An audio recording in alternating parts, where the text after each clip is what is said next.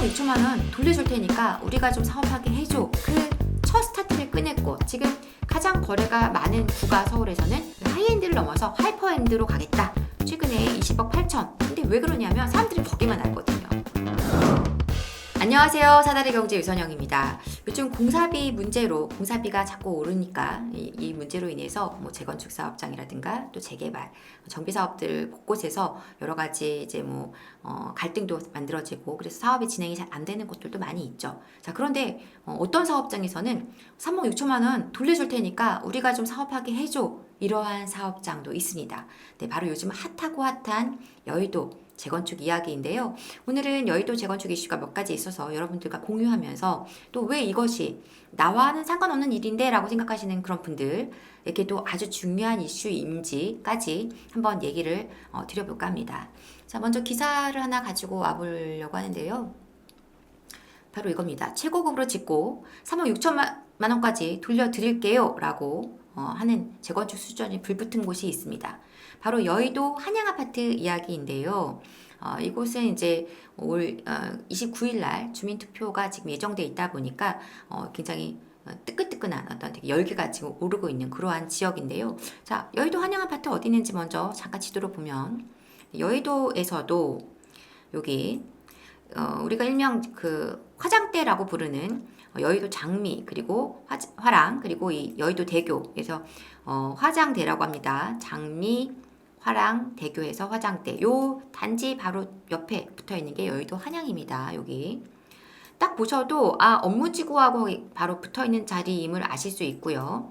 실제적으로 이제 지적 편집도로 보시면 이렇게 상업지하고 딱 붙어 있는 자리에 있어요. 그러다 보니까 아파트가 이 아파트가 재건축을 하게 되면 금융 특화단지로서 그 상업지역으로 종상향되면서 이렇게 재건축을 지금 할 예정입니다.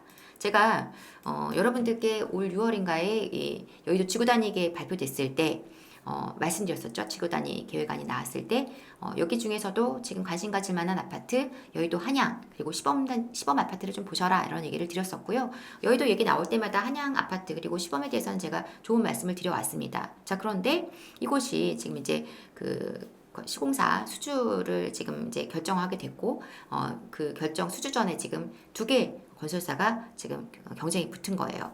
자, 여기를 좀 내용을 좀 보여드려 보면 그 수전의 한 곳이 바로 이 지금 조감도를 지금 설계한 바로 포스코 ENC입니다. 포스코 ENC. 포스코 ENC는 이제 여러분들이 잘 아시는 여의도 하면 떠오르는 랜드마크 어디죠? 바로 파크원이죠. 파크원을 포스코 ENC가 시공을 했고요. 그래서 그 경험, 우리가 초고층 빌딩에 대한 어떤 노하우를 갖고 있는 우리가 OTL이라는 하이엔드 브랜드로 너희 아파트를 또 멋지게 재건축해줄게 라는 지금 제안을 하고 있는 것입니다. 그 조감도 전 괜찮아 보여요. 근데 이 한양 아파트 시공권을 떼내기 위해서 지금 어떠한 제안을 하고 있느냐. 공사비에 있어서 한 1조 원의 공사비를 책임 조달하겠다. 우리가 조달하겠다 라고 나오고 있는 것입니다. 그래서 우리가 그렇게 할 테니까 우리한테 이 공사 줘 이러고 있는 거죠.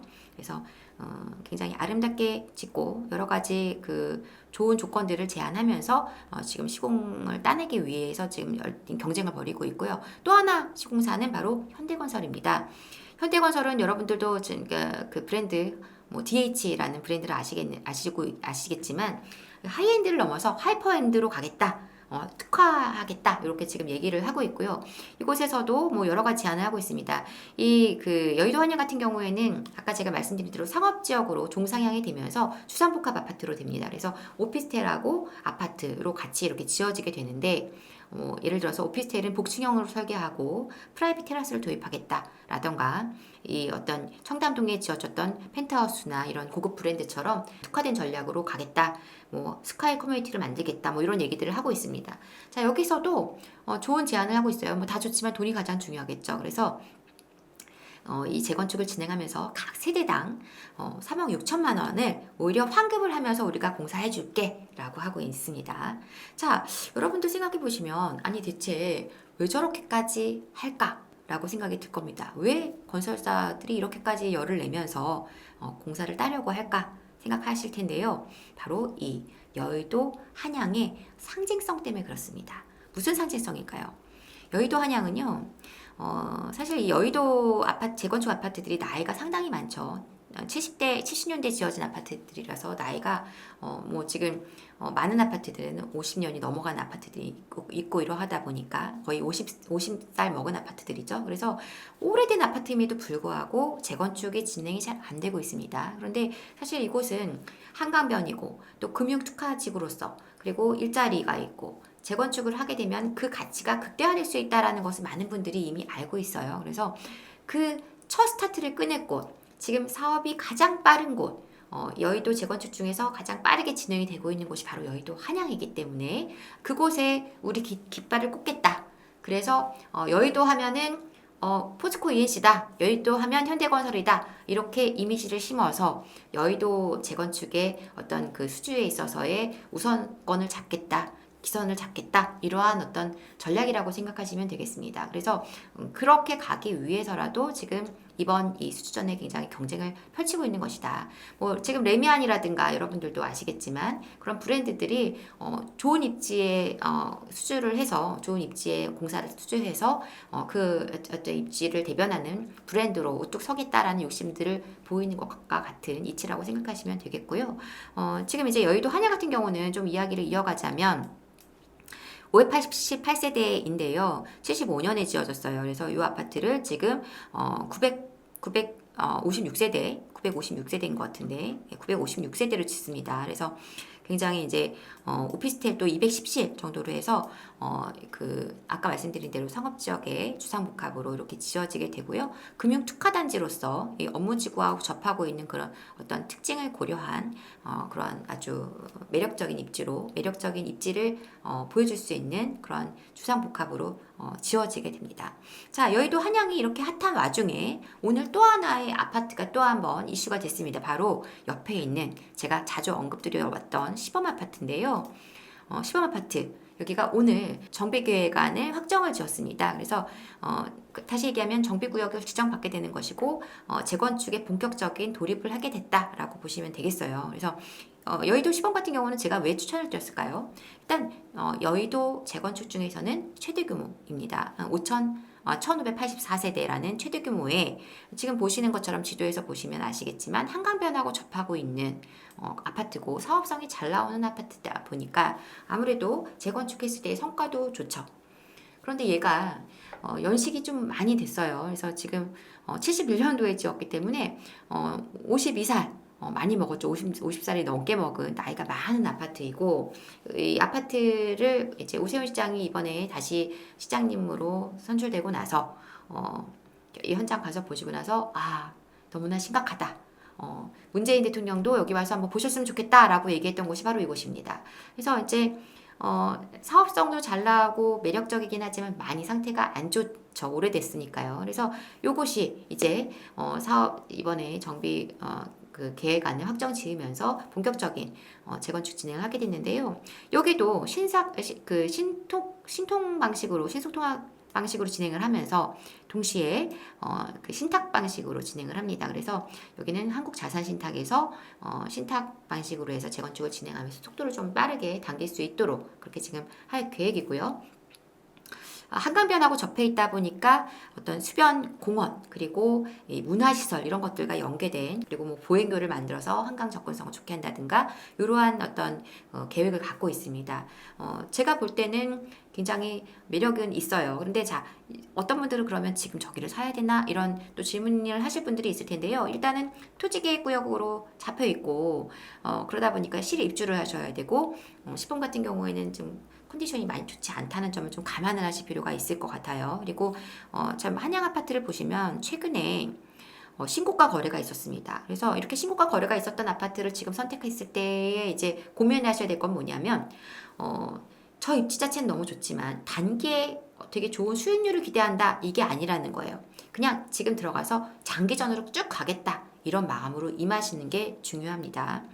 자, 어떤 분들은 이제 이렇게 신고가 나온 아파트들에 대해서 저렇게 신고가 나오고 비싼 아파트를 왜 얘기할까라고 생각하시는 분들도 있을 텐데요. 사실 이제 뭐 압구정도 그렇고 여의도 한양도 그렇고 잠실도 그렇고 잠실도 신고가가 나왔었어요. 한번 보여드리면 제가 이제 라이브 시간이나 언급을 안 드렸던 것 같아서 엘리트 중에서 리센츠가 20평대가 별로 없거든요. 근데 20평대가 최근에 20억 8천, 네, 지금 20억 8천에 8월 30일에 신고가 거래가 있었습니다. 그래서 리서치 같은 경우도 그렇고 지금 뭐 30평대는 이미 거의 전고 쪽 가까이 접근해 있는 상태이기는 한데 이렇게 이런 아파트들은 지금 가격이 높은 아파트들은 나와는 상관없어. 20평대가 무슨 20억씩 하는데 나는 어차피 거리가 멀어라고 생각하시는 분들도 있겠지만 절대 그렇지 않습니다. 물론 당연히 잘 가고 사람들이 선호하는 아파트들 그리고 앞으로 어떤 부동산으로서의 가치가 또 높아질 곳들과 그렇지 않은 양극화는 제가 늘 말해왔던 올해 들어서 여러분들께 계속 얘기 드리고 있는 양극화 문제는 더 심화될 거 분명해요. 잘 가는 곳들 더 잘 가고 안 가는 곳들은 상대적으로 좀 덜 갈 수 있습니다. 그런데 덜 가더라도 가는 게 중요해요. 자, 저 윗상단 천장이 뚫려서 위로 올라가 줘야지 내게 그래도 바닥을 조금씩 탈출하면서 앞으로 나아갈 수가 있는 거예요. 이 천장이 가만히 있으면 내게 움직일 수 있을까요? 그래서 이 상단에 있는 최상단 위에서 이게 더 위로 끌려 올라가는 게 중요합니다. 올라가주면 내 자리에서 조금씩은 올라갈 수밖에 없고 그게 그 폭이 뭐 아주 크지 못하더라도 내가 지금 선택할 수 있는 것이 여기였다면 여기에서 조금씩이라도 위로 올라가는 게 의미가 있는 것이죠. 그래서 저 윗상단에서 가줘야만 내가 가는 것이고 윗상단에서 움직여지다 보니까 그 허리를 담당하고 있는 중위권에 있는 지역들, 중위 지역에 있는 아파트들이 시세가 또 올라가지고 거래가 터지면서 올라가지고 그러면서 이제 바닥에 있는 지역들, 하위권 지역들도 가격이 따라 올라가주게 되는 겁니다. 지금 가장 거래가 많은 구가 서울에서는 노원구입니다. 노원구 아파트 가격이 아주 비싸지 않죠. 그래서 그 지역들 거래가 많이 터지고 있는 이유를 여러분이 생각해 보셔야 되겠고요. 자, 또 9월달 들어와서 거래량이 지금 서울보다 어디가 많아요? 수도권이 많아요. 그러니까 경기도, 인천이 많단 말이에요. 왜 그런 일이 벌어지고 있는 걸까요? 지금 이렇게 가격이 많이 높은 가격이 신고가 찍히고 또 거의 전고점 가까이 접근하는 이런 상황이 오다 보니까 쉬는 겁니다. 서울은 조금 이제는 뭐 무겁게 느껴지는 사람들이 많아지는 거죠. 이게 완전히 멈춘다는 게 아니라 잠깐 쉬는 거예요. 쉬는 동안 누가 가주는 거예요? 중위권, 하위권, 그리고 수도권이 가는 것이죠. 그래서 이것들이 또 거래량이 터져주면서 자기 위치에서 조금씩 앞으로 나아가 주면 그 공을 다시 받아서 또 상급지 지역들이 또 가격이 올라주고 이러한 과정들을 반복하면서 시장이 안정적으로 탄탄하게 움직여준다라는 것입니다. 오늘 원래는 이제 부동산원에서 그 공식적인 통계 발표가 나야 되겠죠. 주간 아파트 가격 동향이 나와야 되는데 뭐 굉장히 긴 연휴가 있었었고 또 뭐 부동산원 관계자분들도 장기 휴가를 가셨는지 아무튼 오늘 자료가 올라오지는 않았지만 어쨌든 지금 상황은요. 이 사람들이 지금 쉰다, 뭐 좀 멈췄다, 하락을 할 것 같다 이런 얘기가 나오는 이유 중에 하나가 뭐냐면 많이 관심 갖는 지역들이 조금 주춤하기 때문이에요. 근데 왜 그러냐면 사람들은 거기만 알거든요. 그래서 그 지역들이 멈추니까 다 멈추는 것 같은 그런 착각을 하지만 실제적으로 거래의 흐름은 어디서 받아주고 있냐면 지금 저렴한 지역들 그리고 좀 가격이 안 올랐던 지역들, 저가 지역들, 수도권 지역들 그런 곳에서 지금 거래가 터지고 있다는 겁니다. 서울은 너무 비싸? 그러면 거주 여건 괜찮고 상품성 우수한 경기도에 있는 이 아파트를 사겠어? 아니야. 나는 금액이 부족하니까 지금 특례를 활용할 수 있는 나는 여기 입지가 좋은 조금 저렴한 아파트를 사겠어. 이런 식으로 지금 수요가 움직여지고 있다라는 것이죠. 그래서 나와 상관없어. 이렇게 접근하시면 절대 안 되고 그 흐름을 우리가 잘 읽어가면서 전체적으로 그 전체 틀 안에서 내 위치를 판단하시고 그 안에서 내가 이제 언제쯤 움직이겠구나 이런 것들을 판단하실 수 있어야 되고요. 서울 같은 경우에도 노원구 이제 거래가 계속 폭발적으로 증가 중이기 때문에 아직 회복 안 되고 있는 어떤 아파트 갖고 계신 분들이라면 조금 시간을 기다리신다면 조금 있으면 조금씩 회복세를 감을 느끼실 수 있을 것이다. 이렇게 얘기를 드리고 싶고 그래서 우리가 전체적인 시장을 갖다가 하나로 이렇게 같이 묶어서 보시는 안목이 필요하다 이런 얘기를 함께 드립니다.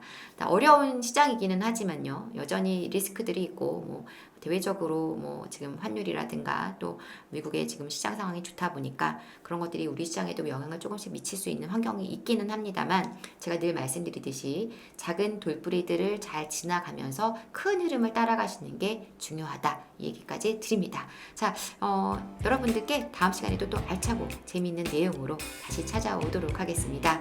지금까지 사달의 경제 유선영이었습니다. 감사합니다. 여러분을 응원합니다.